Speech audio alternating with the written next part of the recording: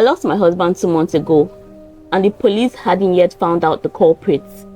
The only clue that they had were the phone calls before he was found dead, amongst which were from his brother Ike and my ex. I couldn't wait for the authorities, so I went on an investigative spree, and just last week I finally found out who did it. But first, let me tell you how I found out. Kelechi had told me he wouldn't be coming home that evening, so I wasn't expecting him. It was at 7 a.m. I got the call that my husband had been found dead and dumped on the road. I cried till I couldn't shed a tear anymore. I and Kelechi had a daughter, and I needed to find answers. I needed to know who took my husband away from me. The police assured me they'd look for the killer.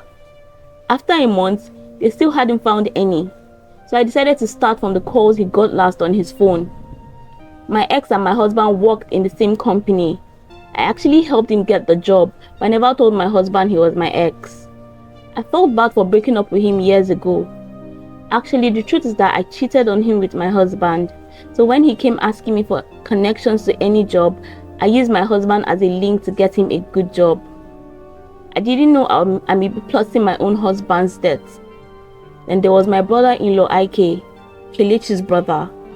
I didn't think he was capable of doing such, but the police had him on a tight watch, so I couldn't take any chances. I first confronted my ex, Chidi, about the death. He swore he knew nothing about it. He told me he had long forgotten about what I did to hurt him in the past.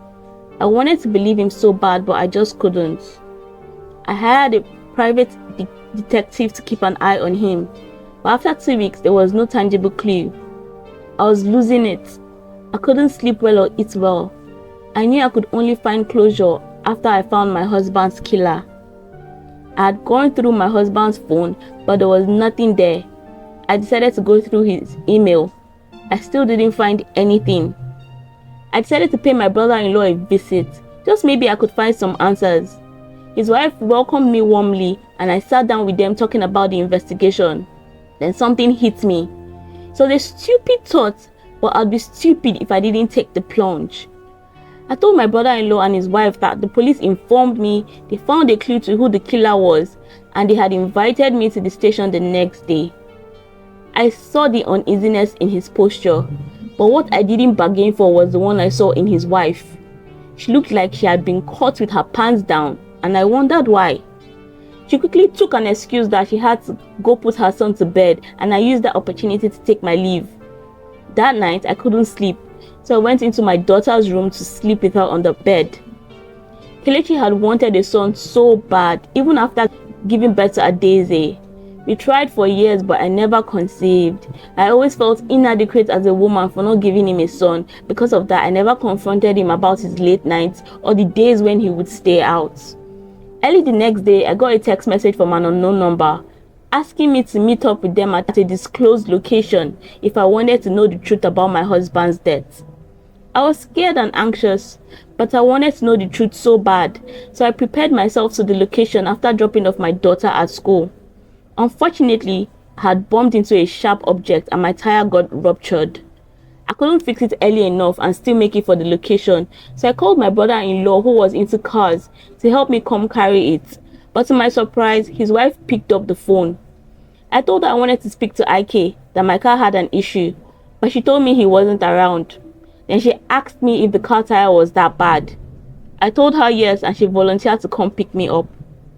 As soon as I dropped the call, I realized I never told her what part of my car had an issue. So how did she know it was the car tire? I hatched the plan and prayed it would work out. She came quicker than I expected, picked me up and took me home. I had called my daughter's teacher that I would be coming late as I didn't want her home while I carried out my plan.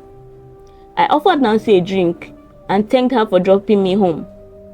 When she was done drinking, I hit her with the bomb. I told her the drink was poison and she only had 7 minutes before it takes a toll on her. She looked confused. I told her I knew she killed my husband, but she swore she didn't have a hand in his death. Then she started narrating what happened. She had been having an affair with my husband for a while. She got pregnant and bore a son. She told him they needed to stop seeing each other, but Kelechi refused and threatened to tell her husband the truth about the baby if she ended their relationship. They were supposed to meet at a hotel that night. Her husband had given her his phone to use since she misplaced hers. She had called Kelechi to tell him she had changed her mind about meeting up that night, but he never picked. So what happened? I asked her. Nancy was crying at this point, telling me she didn't want to die. I screamed at her to tell me the truth then, and if she does, I'll give her the antidote. Then she spilled the beans. Apparently, Ike had found out she was cheating, but he needed to know who. So he stole her phone and gave her his other phone so he could track her movements.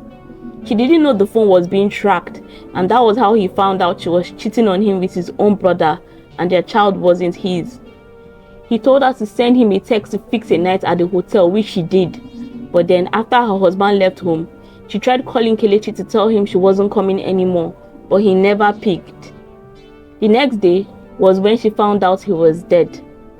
She threatened to tell the police the truth, but Ike swore he'd pin it on her, so she kept quiet. Everything she said made a lot of sense, but something didn't sit right with me. If what she was saying is true, then Ike was the one behind the unknown text message I got. So I asked her, how then did you know my tire had an issue? She went silent.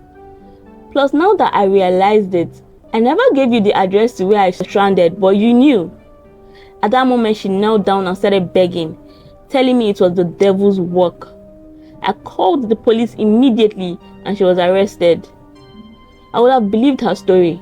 She was so good, but sometimes even the best make mistakes. She had an affair with Kelechi, alright. When he had threatened to tell Ike the truth about their son, she hatched the plan. She told her husband she had misplaced her phone so she could use his. It was his phone she used to call Kelechi that night to meet up at the hotel. But Kelechi never got to the hotel that night. She hired someone to kill him on his way there and dump him on the street. When I went over to their house to inform them about the clue, she sent the unknown message for me to go to the location where the same killer was waiting for me. Unfortunately or fortunately for me, my car had a flat tire. She had been following me without my knowledge. That was how she knew about the car tire and my exact location. She had planned it out so well. She wanted her husband to take the fall for her crime. At last, I was satisfied. Or was I?